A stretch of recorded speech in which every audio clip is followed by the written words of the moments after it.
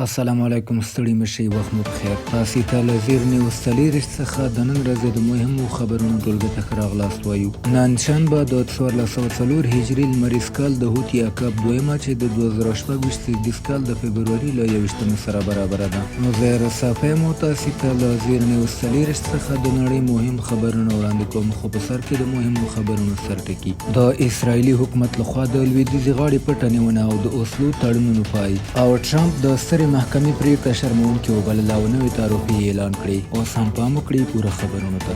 د اسرائیل کابینې پریکړه کړې چې د اشغال شوي لویدیځې غاړې فلسطیني ځمکې د دولتي ځمکو په نوم ثبت کړي. دا طرحه د یزلیل سموتریچ، یاریف لوین او اسرائیل کاتس له لوري وړاندې شوې او د 2026 تر 2030 پورې ورته 244 میلیونه شیکل بودیجه ځانګړې شوې ده. که څه هم دا بهیر اداري او کاغذي بڼه لري، خو په اصل کې د فلسطیني ځمکو د تدریجي الحاق یوه نوې مرحله بلل کیږي. کارپوهان وایي اسرائیل د ښکاره جګړې پر ځای د قانون او ادارې له لارې اشغال پیاوړی کوي. په وروستیو کلونو کې د میشتو تاوتریخوالي او جبري بې ځایه کېدو ګڼ فلسطینیان له خپلو ځمکو لرې کړي او بیا وروسته د ځمکې د غایب ملکیت تر قانون لاندې دولتي ګرځول کیږي. منتقدان ټینګار کوي چې دا تګلاره د 1948 کال د ځمکو د ضبط له تجربې سره ورته ده او د اوسلو تړونونو د عملي پای نښه ګڼل کیږي. د امریکا ولسمشر ډونالډ ټرمپ د امریکا د سترې محکمې هغه پریکړه وغندله چې د ده د لګول شویو ځینو تعرفو قانوني بنسټ یې رد کړ او دا یې شرموونکې پریکړه وبلله. سترې محکمې د 6 موافقو او 3 مخالفو رایو په اکثریت پریکړه وکړه چې ولسمشر د بیړنیو اقتصادي واکونو د قانون له مخې نشي کولی پر تجارتي شریکانو تعرفې ولګوي، ځکه دا صلاحیت د اساسي قانون له مخې کانګرس ته ورکړل شوی دی. تر دې پریکړې وروسته ټرمپ نوي اجرایي فرمانونه صادر کړل چې له مخې د امریکا پر ټولو وارداتو د 150 سرزو لپاره 10 سلنه تعرفه لګیږي. نوموړي ټینګار وکړ چې د نورو قانوني لارو له لارې به هم خپل تجارتي سیاست ته دوام ورکړي او هغه تعرفې به پر خپل ځای پاتې وي چې د بیړنیو حالاتو له قانون سره تړاو نه لري. پر خارکیف د روسیې برید، اوکراین بیا د توغندیو فابریکه په نښه کړه. د اوکراین د خارکیف په سیمه کې د روسیې په تازه برید کې 2 پولیس افسران د تخلیې پر مهال وژل شوي او 15 کسان نور ټپیان دي.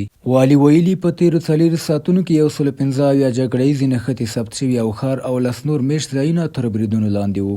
بلخوا د سومي په ښار کې د روسیې هوایي برید 3 تنه ټپیان کړل چې 2 ماشومان او یوه 70 کلنه ښځه پکې شامل دي. په دې بریدونو کې استوګنیزې ودانۍ او د ګاز نللیکې زیانمنې شوي دي. اوکراین بیا ویلي چې په روسیه کې وودکینس ماشین جوړونې فابریکه په نښه کړې چې د اسکندر بالستیک توغندیو د تولید مهمه فابریکه ده. د روسیې چارواکو په وینا په دې برید کې 11 کسان ټپیان شوي هم دي. جګړې د دواړو لورو ترمنځ لا هم په شدت روانې دي.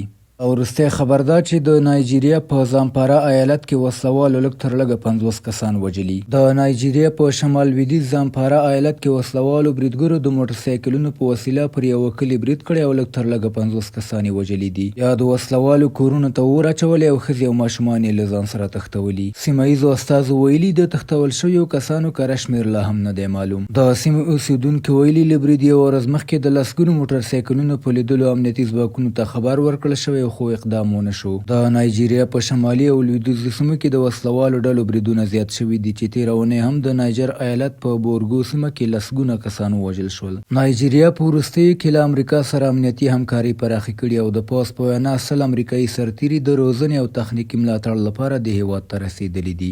زموږ د نن ورځې بهرني خبرونه همدومره وو. د کورنیو او سپورتي خبرونو لپاره زموږ پاڼې وڅارئ. په خواله رسنیو فیسبوک، انسټاګرام، ایکس، یوټیوب او ټیک ټاک زموږ خپرونې خوښ او موږ تعقیب کړئ. ادرس یې زیر نیوز 40 تر سبانې خپرونې د الله په امان.